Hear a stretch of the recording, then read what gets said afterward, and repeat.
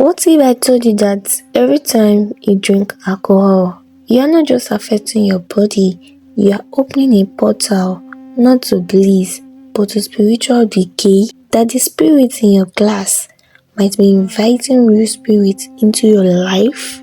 They call it wine and spirit for a reason, but no one ever told us why.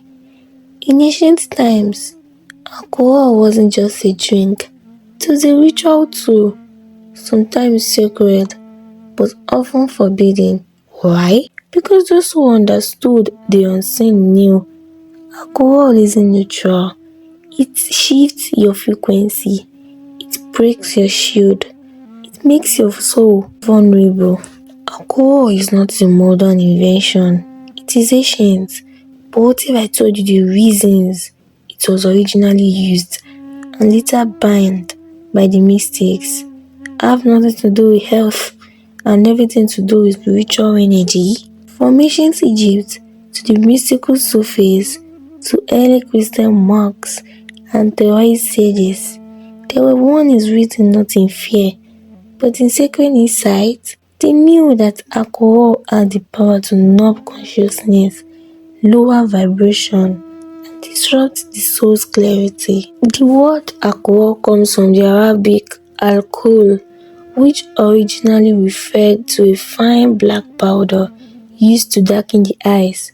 But spiritually, some scholars say the root alcohol was used to describe a body-consuming spirit, something that takes away life force. In ancient alchemy, alcohol was known as the soul extractor, the substance used to pull the life essence from plants.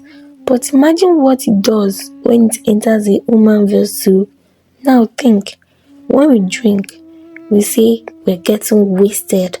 Ask yourself, what exactly is being wasted? The answer, perhaps, is your vital energy, your clarity, your connection to the divine. As we go deeper, we will explore how alcohol doesn't just dull your senses, it affects your aura, your chakras, and magnetic field. What is really happening when you lose yourself, and who or what finds you? When you drink alcohol, the effects go far beyond the physical. Yes, your body slows down, your reflexes dull, your thoughts blur, but energetically, something deeper is happening, something unseen. Your body is more than bones and blood. You're a field of vibrating energy, surrounded by an aura, an electromagnetic light that reflects your spiritual, emotional, and mental state. And when alcohol enters your system, that light begins to dim. Imagine your aura as a luminous shield, filtering frequencies, absorbing divine insight, and repelling lower vibrations. But alcohol, it lowers your vibration instantly. It tears small holes in that energetic field, like ribs in a clock, and through those ribs, entities, energies, and attachments can slip in. This isn't metaphor, this is mystical physics. Alcohol dulls the third eye, weakens the solar plexus, and dissolves the balance of the heart center. That is why after heavy drinking, people often feel emotionally hollow, spiritually disconnected, like something vital was taken. Think of your energy field like a radio tuned to a divine station, receiving love, clarity, and guidance. But the moment alcohol enters, the dial spins, static floods in, the signal is lost. You are no longer you become energetically open to anything. This is why so many spiritual teachers warn, guard your vibration, especially when the world offers you ways to escape yourself. Because it is when you are out of your body, something else can step in. In the next part, we explore what the ancient traditions knew and why nearly every esoteric school eventually distanced itself from alcohol. From the teachings of Egypt to the forbidden wine of ancient mystics, you will see how wisdom traditions treated alcohol not as a pleasure, but as a test. Across every ancient culture, the wisest among them knew alcohol is not just a drink, it is a veil, and behind that veil, there is forgetting, disconnection, vulnerability to unseen forces. In Kemet, which is the ancient Egypt, the sacred was taken seriously. The body was not a machine, it was a temple of divine currents. Priests and initiates were forbidden from drinking during ritual periods. Why? Because alcohol distorts my heart, the cosmic harmony. It shatters the balance needed to access Shechem, which is the life force energy. Those seeking the mysteries of thought, the wisdom of the stars, or the healing arts of Isis were to remain clear, pure, and awake. Drunkenness was associated with chaos, with Set, the god of disruption. It was a force that invited confusion, not clarity. In Sufism, the mystical path of Islam, wine appears often in the poetry of Rumi and Hafiz, not as something to drink. Wine, to the mystic, was a symbol of divine intoxication, the ecstasy of spiritual union. Yet real wine, real alcohol, it was avoided. The Prophet Muhammad, peace be upon him, declared alcohol haram, not just for the body, but for the soul, because the soul, once dulled, loses its ability to discern divine truth.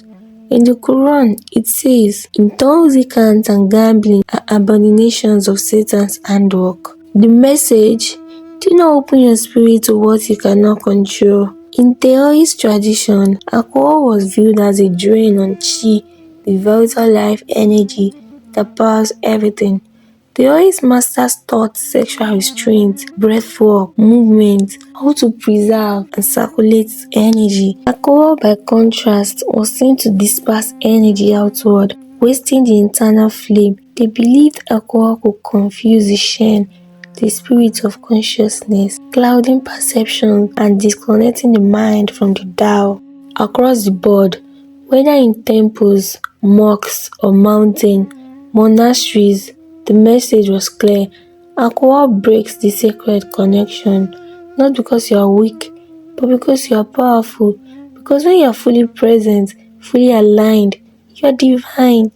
And the forces that wish to dim that offer you pleasure that numbs. In the next part, we dive into what happens when you lose spiritual control while under the influence, and why alcohol is still called a spirit. We will explore the link between drinking and energetic possession from an esoteric perspective. You are not just sipping a drink, you may be opening a door. Why do we still call alcohol spirit? Have you ever wondered? In a world where words are spells and language carries hidden meanings, the word spirit wasn't a coincidence. It was a warning, because when you consume alcohol, you don't just alter your mood, you vacate the temple of your body. And when the temple is unguarded, something else can enter. Across occult traditions, there is a concept known as loosening of the soul, a temporary separation between the conscious mind and the physical vessel. Mystics, shamans, and alchemists warned, this is dangerous when unintentional. Alcohol facilitates this loosening.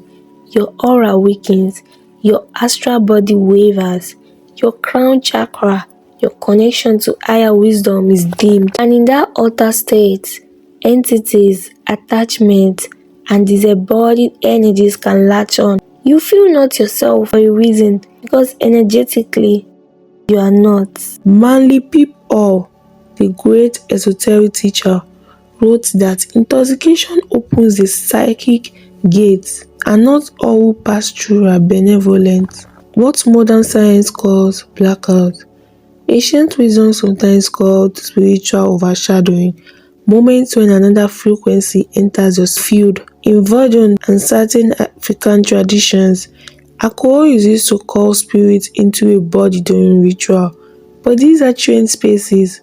What happens when you drink with no intention? In a bar, alone, angry, you are open and unprotected. Entities of a lower vibration, thought forms, shadow energies, even ancestral echoes feed on the chaos of unconscious behavior. The moment your frequency dips, you become receptive, not possessed in the horror movie sense, but influenced, nudged, weighed down by what is not yours. This is why people regret what they said, did, or became when drunk. Because it wasn't just the alcohol speaking, it was the absence of the higher self. In the next part, we bridge the mystical with scientific. You will discover how alcohol affects your nervous system, your heart frequency, and even your magnetic field, as measured by real instruments. The body knows, it soul remembers, and science is finally catching up. We've talked mysticism, we've explored ancient teachings. Now, let's bring it into body, where truth always leaves a trace.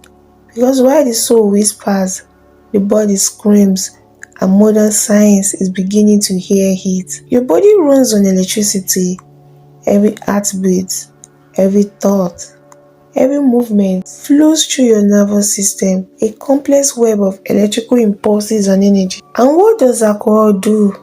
It disrupts these currents, it slows the charge, it alters brain waves, lowers the heart's coherence, and reduces the strength of your electromagnetic field. According to the HeartMath Institute, your heart emits a measurable field that can extend up to several feet outside the body. This field carries emotional data, it interacts with others, it literally broadcasts who you are. When you are aligned in love, peace, focus, that field is strong, stable, and radiant. But under alcohol, that signal fragments, your field weakens, your vibration lowers, you become magnetically vulnerable to energies that match that distortion. Using tools like Galilean photography, biofeedback, and heart-rate variability, researchers have captured what makes it already new. Alcohol shrinks the aura, it causes emotional incoherence. It can take days to fully return to energetic clarity. This isn't just spiritual talk. This is measurable, trackable, and deeply personal. Alcohol destroys gut flora. Why does that matter? Because the gut is your second brain. And according to many spiritual systems, it's also where intuition, instinct, and energetic boundaries reside. When the gut is inflamed, the mind becomes cloudy. And when the mind is cloudy, the soul can speak clearly. This is the great tragedy. Alcohol promises escape but delivers disconnection. So yes, the science confirms the spirit. You are electric, you are radiant, you are built for higher frequency, but that frequency must be protected, not drowned. And in the last segment, we bring it home. We awaken the clarity within you and call you back to power, not through guilt, but through truth. You were never meant to be numb. You were born to feel deeply, to sense energy, to walk through this world with clarity in your third eye and strength in your heart. But somewhere along the way, the world taught us to escape ourselves, to silence the discomfort with noise, with indulgence, with alcohol. And what did it cost us? Presence, intuition, and power. There is a reason you are watching this video. A part of you remembers. A part of you knows that every time you reach for a drink, a little piece of your light dims. This isn't about shame, this is about sovereignty. Because when you drink to forget, you also forget who you truly are. A being of light, a field of frequency, a sacred soul with purpose. Within you is a sun, a radiant core that shines with truth, with life force, with divine intelligence. Alcohol clouds that sun, fogs your connection to source. But the sun, it never dies. It waits patiently for you to rise again. So this is not a judgment. It's a calling, not to perfection, but to presence. Imagine your life clear, your thoughts sharp, your dreams vibrant again. Imagine waking up every day with your full energy intact. No energetic death, no stolen clarity, just you, fully here, fully sovereign. The world wants you asleep, but your soul came here to awaken. If this video stirred something in you, share it with someone you love. Let's rebuild a world where clarity is the eye, presence is the pleasure, and power doesn't come from the bottle but from within. Hit that like button, subscribe if you are walking this path with me, and remember, in a world that profits off your numbness, awakening is a radical act. See you in the next video. Light worker.